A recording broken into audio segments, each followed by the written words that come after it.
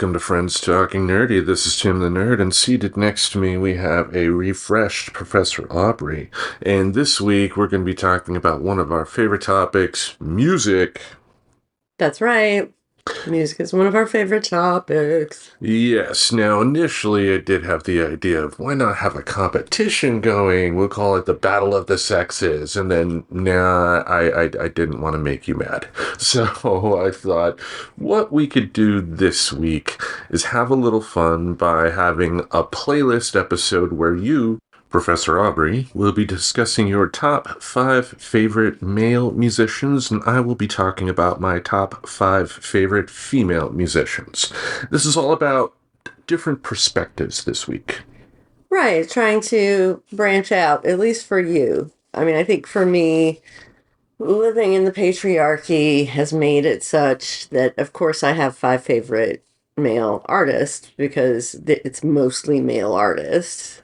You had a little bit harder job because there are actually very few female artists.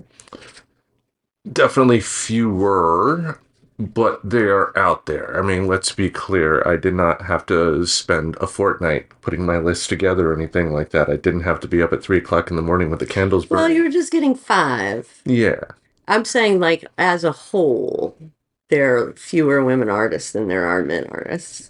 There definitely are, and that is a problem that is not as prevalent today as I think it was even, in the 80s when, we were growing up and still being kids, but a problem is still a problem. Yeah, there's lots of problems that were worse in the 80s. Yeah. Related to the relationship between people who identify as masculine and people who identify as feminine. Exactly. And those in between are nowhere near any of it.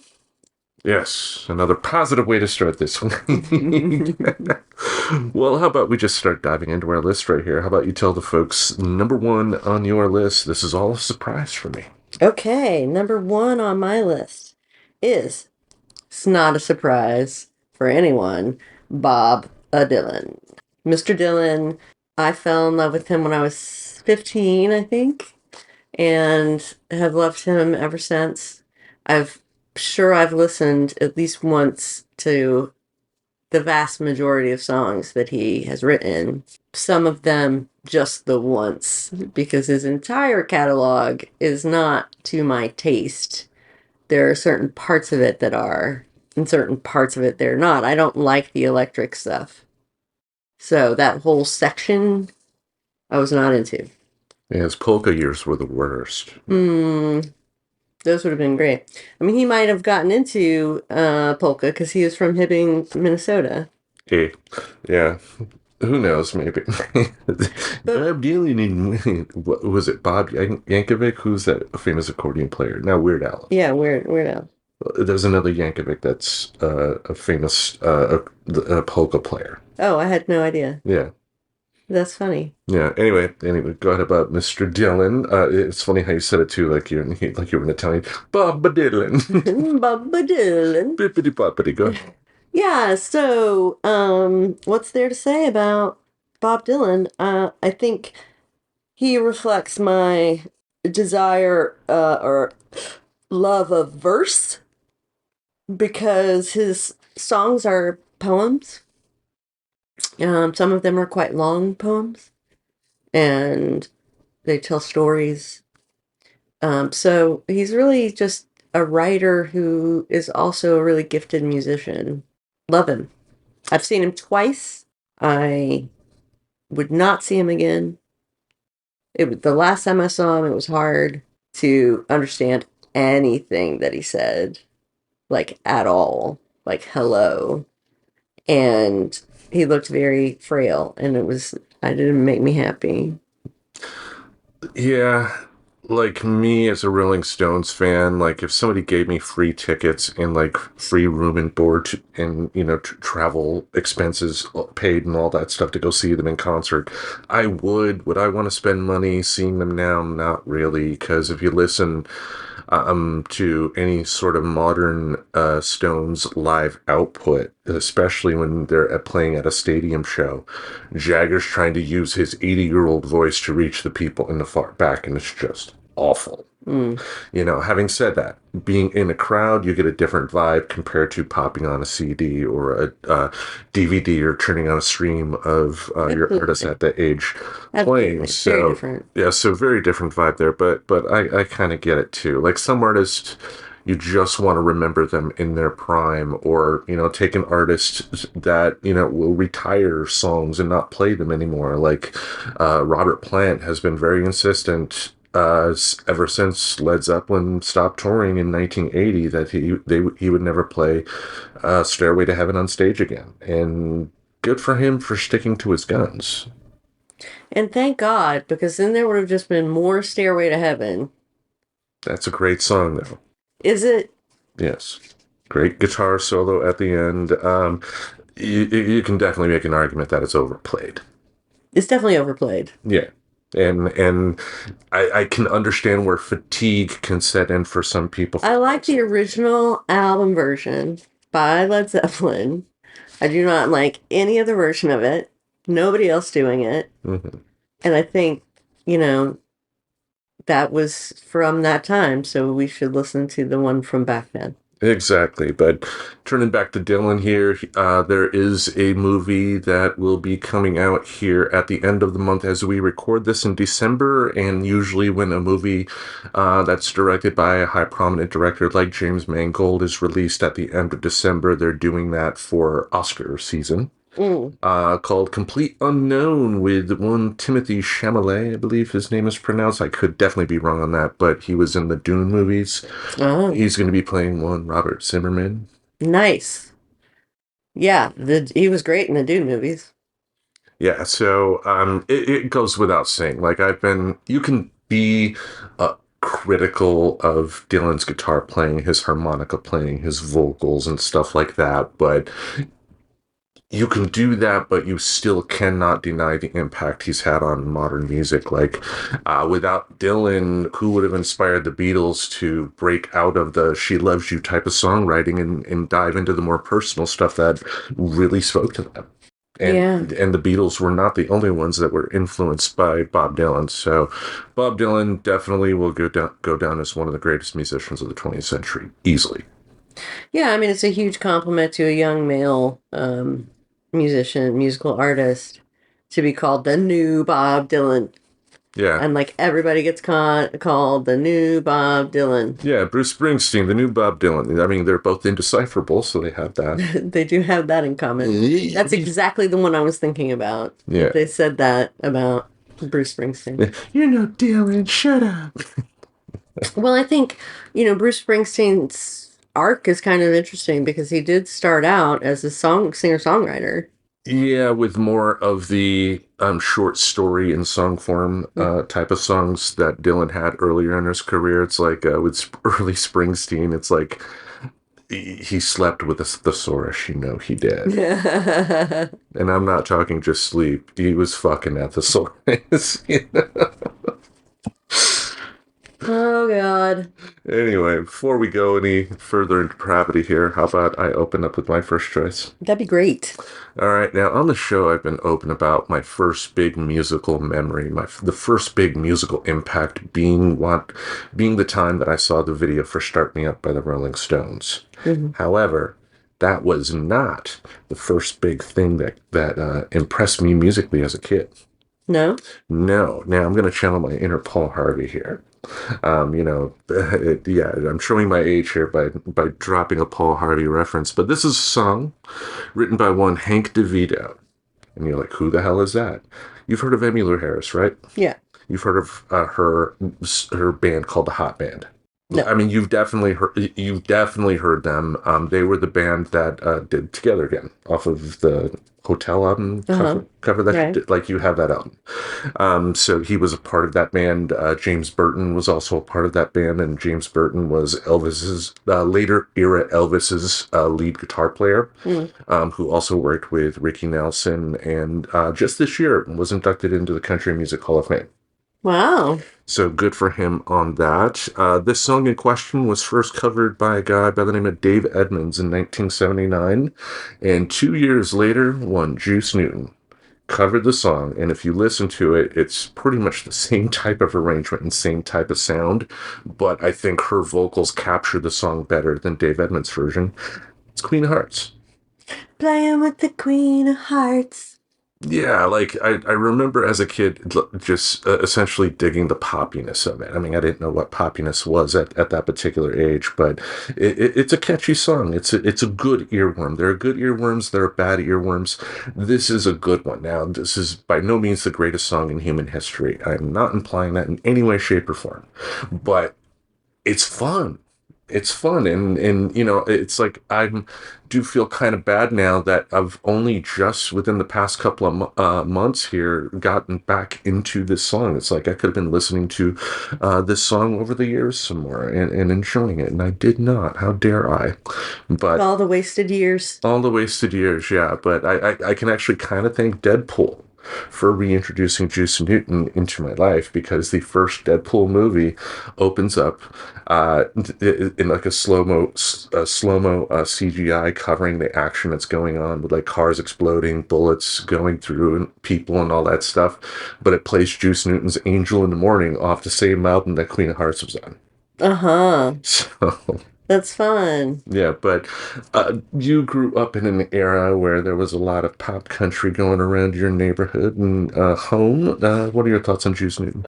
Juice Newton was very popular in my home, and I remember I liked the album cover. It was like it's like her face, and She's like sitting in a chair. It's like gray tapestry. Like it's like a gray tapestry, for lack of a better term. That's like laid out like you would see at like an artist loft or something like that. And she's just sitting in a chair, staring. But the video for this song, like I think I told you, like, and I didn't even know that there was a connection when I told you this, but it was like she's the Mormons' answer to Emmylou Harris. interesting. Anyway, no other thoughts? How about you dive into your number two, prosecutor? Okay, I will, counselor. Number 2. We've spent a lot of time talking about this guy, and that is Kurt Cobain, lead singer for Nirvana, songwriter, I think, of all their songs. Died too young, so their catalog is quite small. So you've got to think about the potential that there was there if he had a lifetime of music. Like, God, what would music sound like today if Kurt Cobain had not died? And I think it would be different. It definitely would have. Knowing what we know now about how he wanted to sound sonically going forward after '94.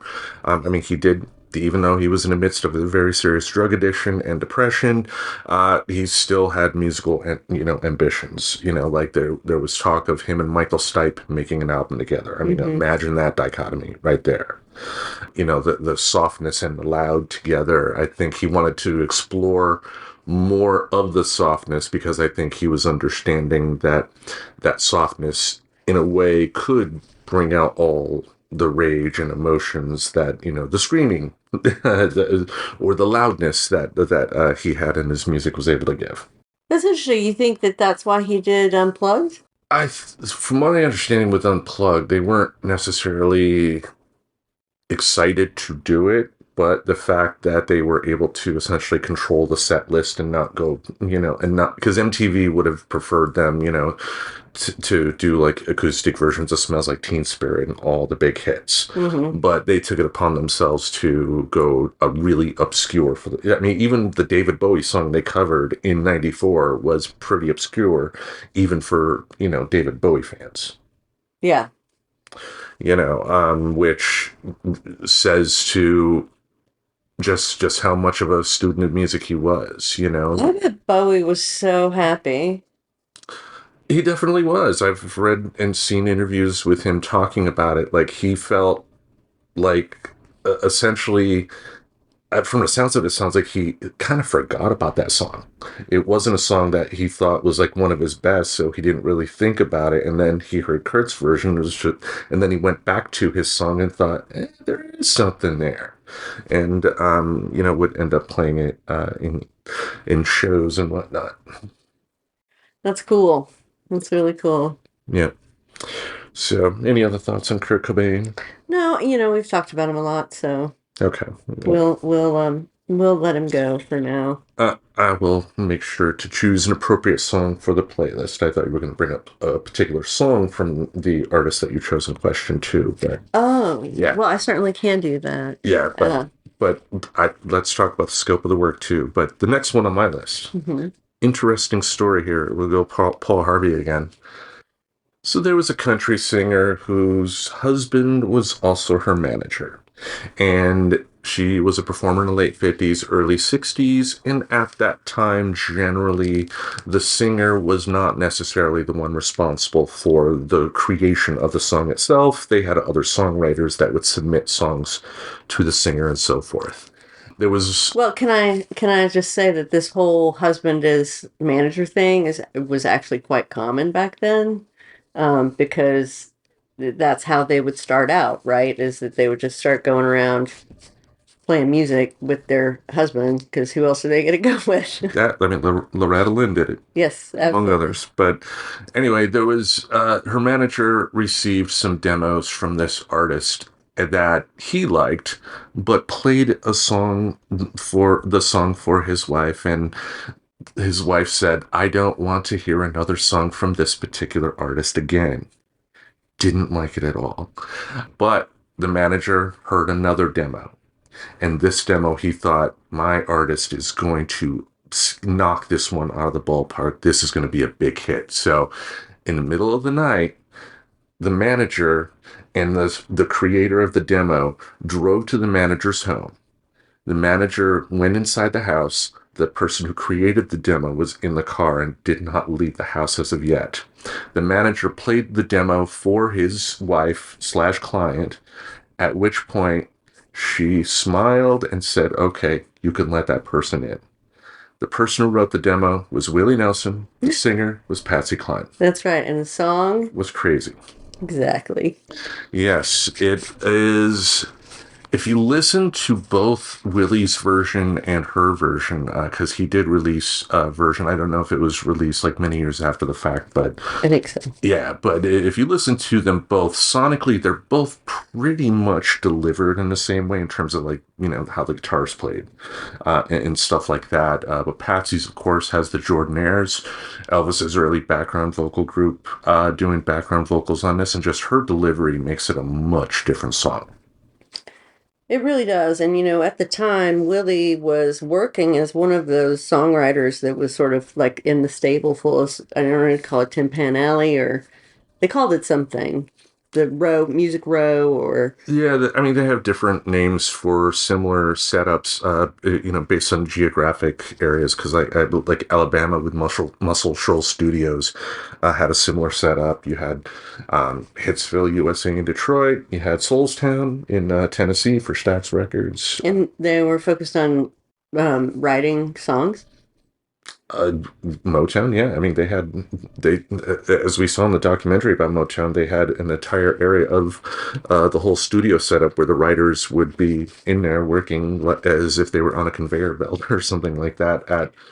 Right. It's Yeah. interesting because in Nashville, they were all freelance. So it wasn't this thing where a record company employed songwriters. It was rather the songwriters had to come up with good enough songs, and they sold them song by song. hmm But thankfully, in this particular case, Patsy Cline picked one hell of a song, and it blew my mind. And I think finding out in the '90s, that's when I found out that Willie Nelson was the one who wrote this song. Finding that out, gave me a lot of respect for her and for him. Her as a singer, just being able to make a song your own, it's not easy. And she's one of the textbook examples on how to do that. But for him, he's just a great songwriter.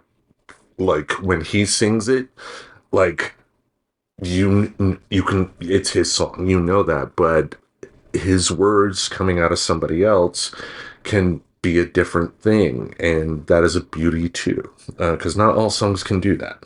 That's absolutely true. Yeah. I'm glad you understood me there. Somebody had to.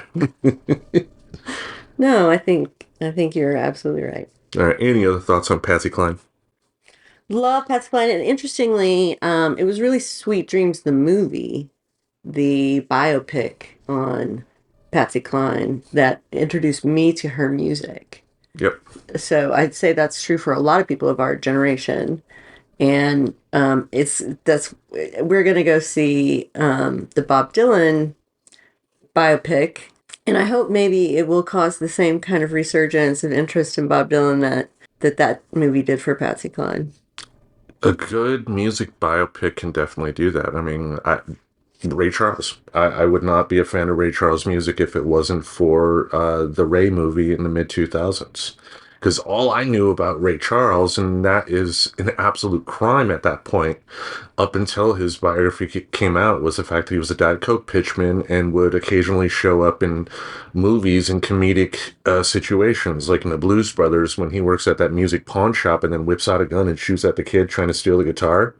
Like, it's funny because he's blind, and you, as the audience member, know this, and they're just presenting it as he's not, Right. and uh, yeah, and that, and when I talk about it being a crime, it's like the crime isn't necessarily that I have to like that, like a music that a particular older artist did. The crime is the fact that there is a very much concerted effort for certain types of music to be pushed under the rug and not promoted for the historical value that it has.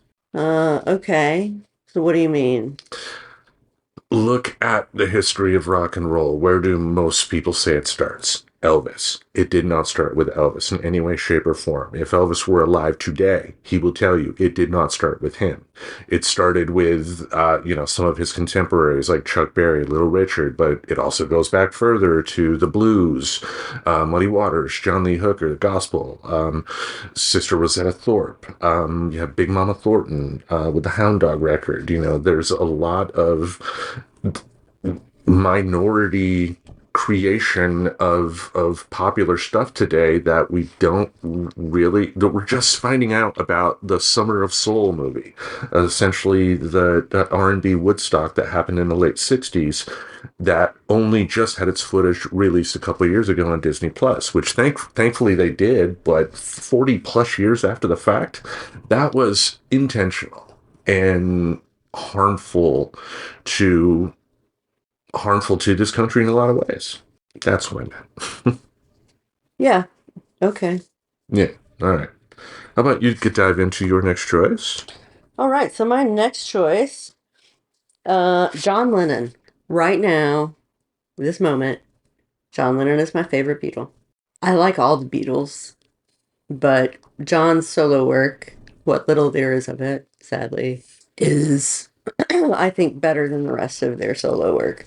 Therefore, I think he was the superior of the four Yeah. lads. Wings sucked. I mean, I like some songs of George Harrison's, and I love George Harrison in the Beatles and in the Wilburys. Yeah, Lennon, his solo work for me is hit or miss. I mean, the Imagine album, from first song to last, that is his absolute best, and I would say of the Beatles solo albums, that is just going to be the album that I think even the rest of the members would say, yeah, that's a damn good album.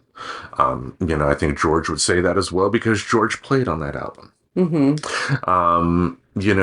And I do think with the 70s being what it was in that time in Lennon's life, to where he was finally going to therapy to sort out his own issues, but then had the split with the temporary split from Yoko and what he called his lost weekend, where he ended up drinking a lot and doing lots of drugs and stuff like that, did make his output not as consistent as it could have been. But if you do listen to his last album, Double Fantasy, like, he was just getting back into the groove of things. And we'll be mentioning a little bit more about Lennon a little bit later after our main event. Oh, yeah, we will. Yeah, we will. But yeah, we definitely lost him too soon. And funny enough, Did you know the music group that inspired John Lennon to start making music again to make the Double Fantasy album? The B-52s and Rock Lobster. Wow. He heard Rock Lobster and thought it was so unique and funny that he thought, like, I gotta make a record like this. Nice. Yeah, so something for them to be proud of. But Mm-hmm. is there any song that you would think of that, in regards to a solo work, that you would say speaks to you? I mean, Imagine is the best one. Yeah. Okay. Not It's Imagine. just it's an iconic song that I feel like everybody on the planet knows. Agreed. Agreed. Well, how about I go on to my next one? Yes, please. All right, and this is kind of a 2-for-1 deal. Mm. Because we'll be talking about two separate people in one, and I have another choice here further down the line that will have that as well.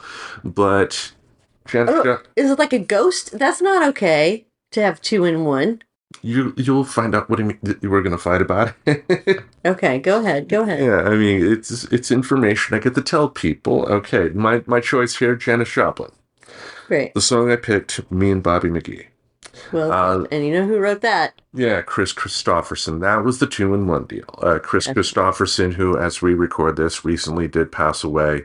Legendary songwriter, member of the legendary Highwaymen. Now, there's only one Highwayman remaining, Willie Nelson, but the rest were Waylon Jennings, Johnny Cash, and Kris Kristofferson. What I found out is that Kris Kristofferson did not know that Janis Joplin made a cover of his song until the day after she died when he first heard it. wow. Now, granted, he's come out many times afterwards and said that's her song at this particular point, and which I think is quite the honor a songwriter can give. Like, I mean, Trent Reznor said the same thing about Johnny Cash covering her. Like, it's his song now. John Fogerty did it with Tina Turner and Proud Mary. Yeah. Yeah, so Janis is another one of those people that left us way too soon because, like, think about it. Like, she was doing country rock before Emmylou Harris came about. Like, imagine if there was the original. What if the original Trios album was Emmylou Harris, Linda Ronstadt, and Janis Joplin instead of Dolly Parton? What if it was a four-way It group? would not have it would have not have been as good if you kicked Dolly Parton off of it, clearly. Fuck you, Tim. but yeah, you get my point though. Like, there was so much music that she had left to make that she could have gone down many different avenues. She could have continued on rock. She could have done more soul. She could have done more rhythm and blues. She could have done more country. Janis Joplin is just an absolute legend. And if you know any bit of her history, if you've seen any documentaries about her, like, she went through a lot of shit as well. Like, there was footage in a documentary I saw of when she went back at the height of her fame to a high school reunion that she had in Texas. And you can just imagine how someone who dressed as somebody straight out of Haight-Ashbury in the 60s in San Francisco would be received in Texas in the 60s. Yeah, probably not good. No, not good at all. Just quite the sad life. Also, her lover, I forgot the woman's name, but she was bisexual, Janis Joplin was, and her lover recently passed away. Oh, that's sad. Yeah, woman did lead a nice long life, so at least there's that. But Me and Bobby McGee, great song, and again another example too of just what a woman can bring to a song written by a guy. Just a different perspective. Sure. Rousing endorsement. All right, how about you dive into your next choice? I mean, we're just in such a time now that gender is just such a construct, and it's very hard to be like, it was written by a man but sung by a woman, and therefore it has a different perspective, versus anybody who covers any music has a different perspective. You know? I get that. It's just a confusing time for me because I'm a feminist, and that used to mean Lilith there, right? And that's not what it means anymore, thankfully. Thankfully. Okay. Anyhow, that's my response to that. All right. How about you give us your next male choice? Okay. Billy Bragg is my next choice, and if you don't know Billy, you ought to go out and get an album. The live album is particularly good and will give you all of the hits. There are a lot of them. Billy Bragg's an incredibly prolific writer. He's similar in that it's verse, right, as opposed to jingles that his music is made up of, is verses, like verses of poetry. And he's also a very leftist and sort of a hero slash entertainer for the movements on progressive movements throughout the last at least 20, I don't know, 40 years. He's older than me, so, but he covered a lot of old protest songs, and so I really liked that as well. You've played his work around me before. During the pandemic, he even had a live pay-per-view online that you purchased and ended up ended up watching. And for the life of me, I can't tell you a name of one of his songs. So, there's not much I can really say about him. I'll respect anybody that will, put on a musical instrument and, create music to try and do some good in the world, even if that good is putting smiles on people's faces. But, using your power, what you actually have to be able to cause some good, not a bad thing at all, right? Yeah. You would like some of his early work because it's very short songs, like all 3 minutes or less. That's sort of an old style, sort of the 60s style of single. Gotcha. So you can listen to a lot of them in a short period of time. All right. Do your homework, Tim. Yeah, that's right. Shall I go on with my next choice? Yes, please. All right. Off the top of your head, how many songs do you think there are in regards to men in cars? Whether it's them driving, the power of a car, or just anything involving a man in a car. There are lots, right? Everything's involving a man in a car. Well, not every single song ever made, but you get my point. There are a lot of songs about, Men in cars. yeah, yeah. Now, how many have a female focus? Well, there's that one every light in the house is on. It's about a woman. Then there's that one about I'm gonna key your truck and Nothing like that. No, this is a song, well, she did not write it. It's one I heard recently in concert by one Miss Cyndi Lauper. oh Called I Drove All Night. yeah. From her 1989 album, A Night to Remember. This was her last top 10 hit in America. It hit number 6, and I don't remember this album ever coming out. Now, granted, this might have been at an era to where her music was probably being played more on VH1 in terms of the video. Right. Because I don't recall many Cyndi Lauper videos on MTV during the time that I watched. Which doesn't mean that they weren't, but you get my point here. Yeah, I mean, not compared to the airplay of She's So Unusual. Yeah, yeah. But what a heck of a song, what a heck of a performance to sing it live. And the fact that, again, she specifically chose to sing this song because of the fact that her singing it, the song would end up having the female perspective of power behind a vehicle. She wanted a song about female empowerment when it comes to cars, and I think that is pretty darn awesome, if you ask me. Yeah, that's great. Sort of occupying a space where women have traditionally been excluded. That's always good. Agreed. Now, believe it or not, this is a song that was originally intended for another singer, and that singer's version did not come out until 1992. Roy Orbison. Really? Yeah, I have to assume that they were probably working on this for his big comeback album in '88 or something like that, but it just didn't make the album at that time. But there is that connection there too. I thought that was a little interesting tidbit. But I Drove All Night, underrated Cyndi Lauper number there. And, I think we've talked on previous episodes just about, what I feel about her impact and, what you feel about her impact. Anything else you want to say about Miss Cyndi before you dive into your last choice? No, just I'm not surprised you chose her, having just so recently been in the same room with her. Recency bias for the win. Yes. Yeah. Okay, so my last one is Snoop Dogg. Snoop Dogg. Because if I had to just hang out with one famous person, it would be Snoop Dogg over Dolly Parton. And that's a hard choice.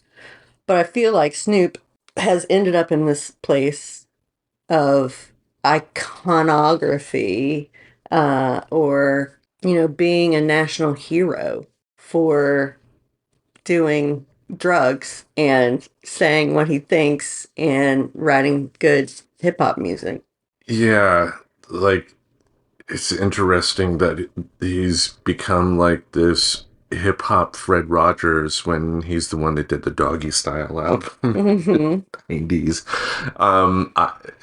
Yeah, like it would be interesting to hear if younger people just associate him more as a personality or as a musician who's a personality too. Like I don't know how others view him as a musician because I first heard him off of like many people my age, the Dr. Dre's debut solo album, The Chronic.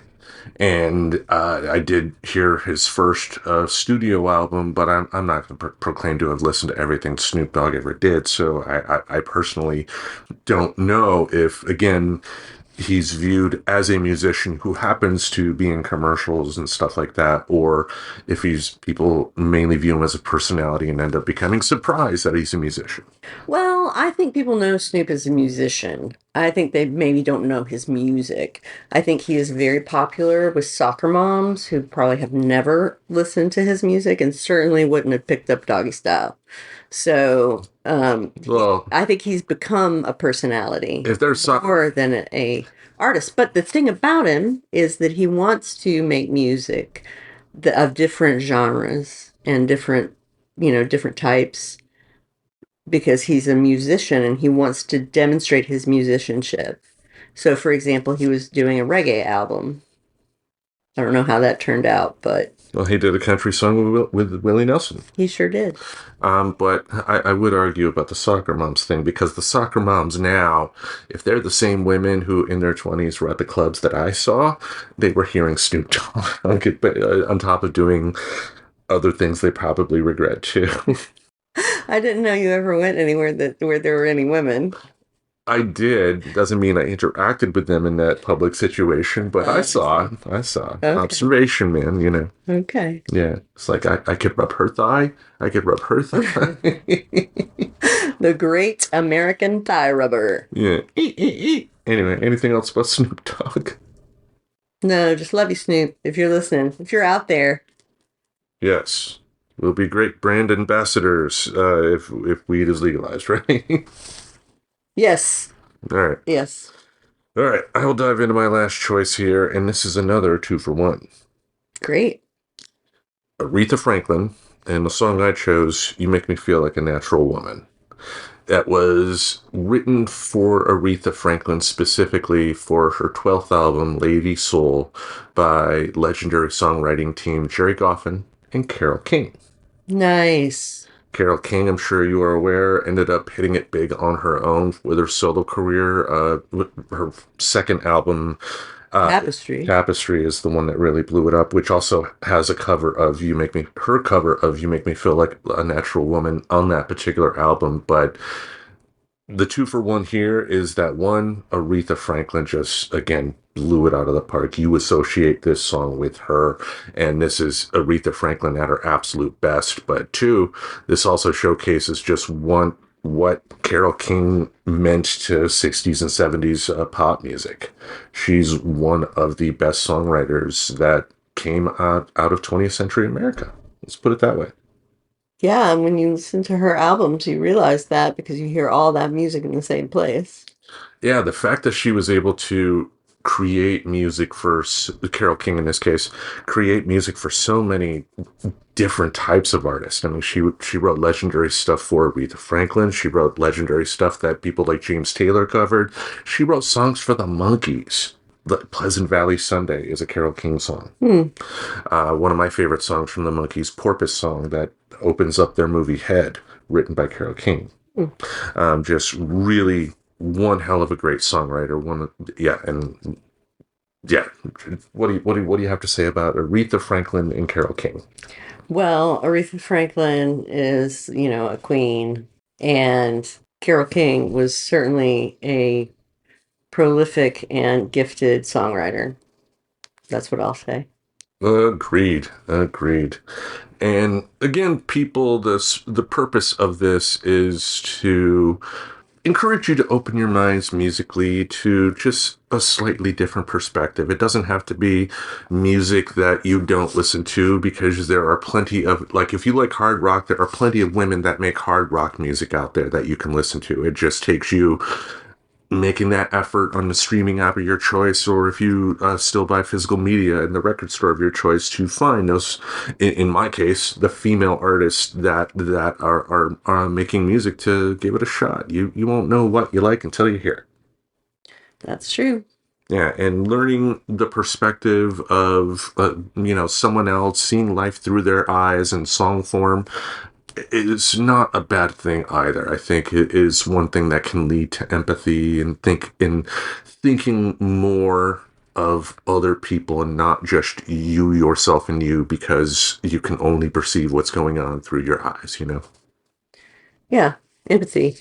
Empathy, baby. Empathy. Anything else you want to say? Not about that, no. All right, how about we take a moment to let one of our podcasting friends talk about their show? Sounds great. Hello, we are a podcasting couple. I'm Brad. And I'm Denise. And if you're into true crime, Paranormal activities, aliens, disappearances, or anything that's weird or unexplained, then let us assure you, you don't have to look any further. we have all that, plus much more. We release an episode every Tuesday morning for your listening pleasure. So join us at World's True Crime Podcast and download our episodes on all your major streaming platforms. And remember, The world is not always as it seems. no, it's not.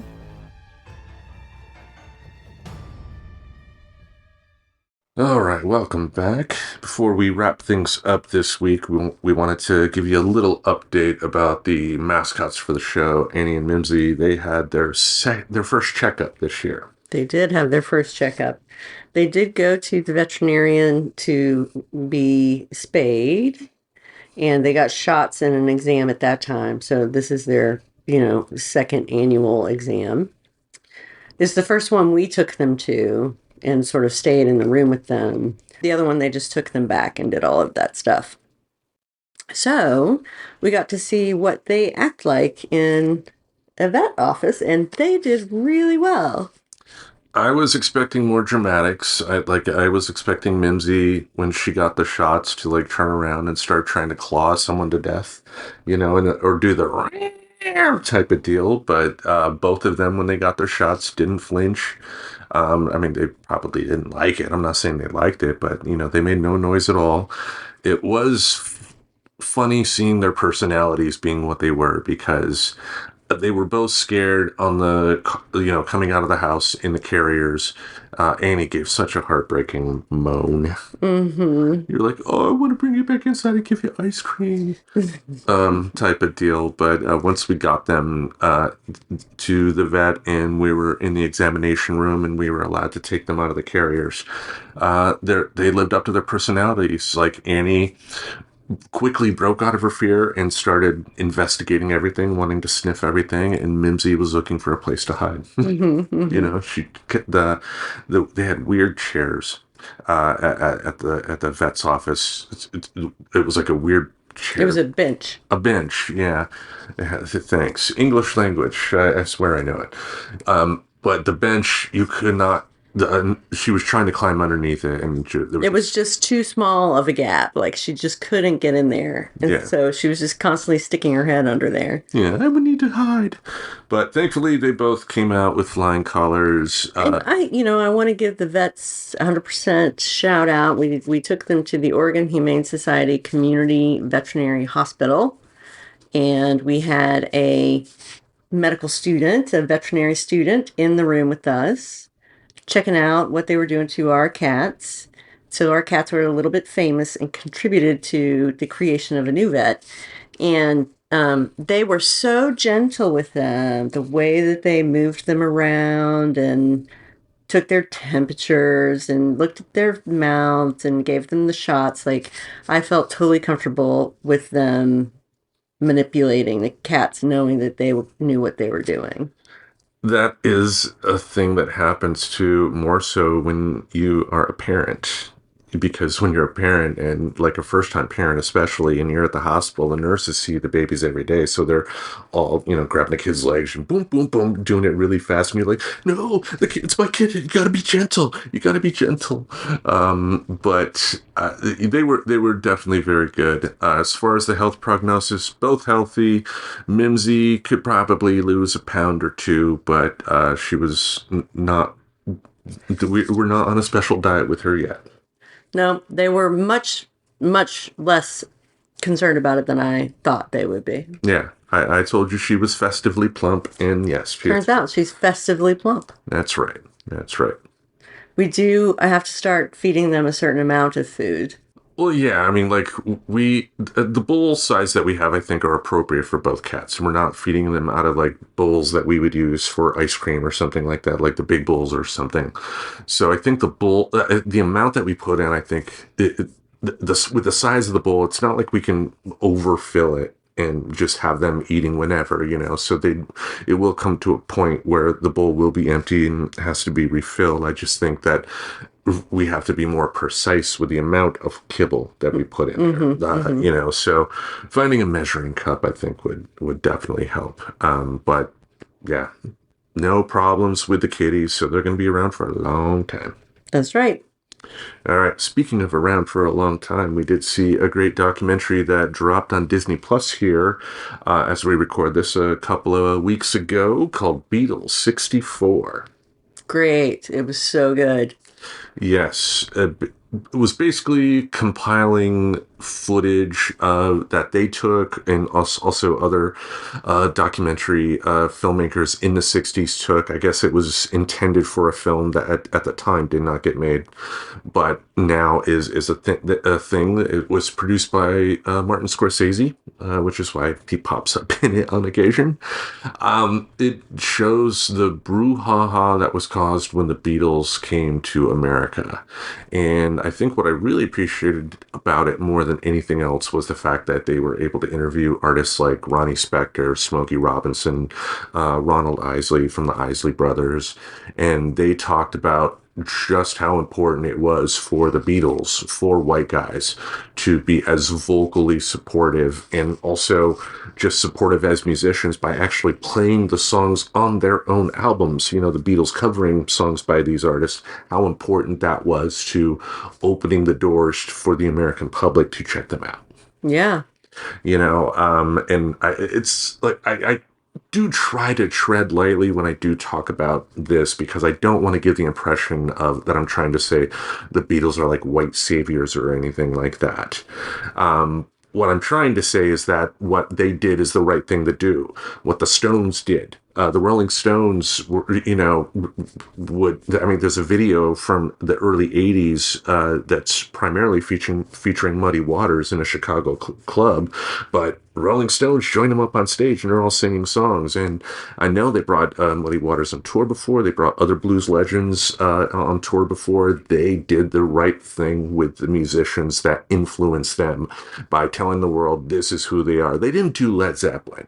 Led Zeppelin are scumbags when it comes to how they've appropriated the work of other artists. They didn't give any sort of a credit. Like, it blew my mind finding out just purely by accident that, the opening drum beat from their song Rock and Roll that drum beat was essentially ripped off from a Little Richard song, Keep It Knockin'. Really? Yeah.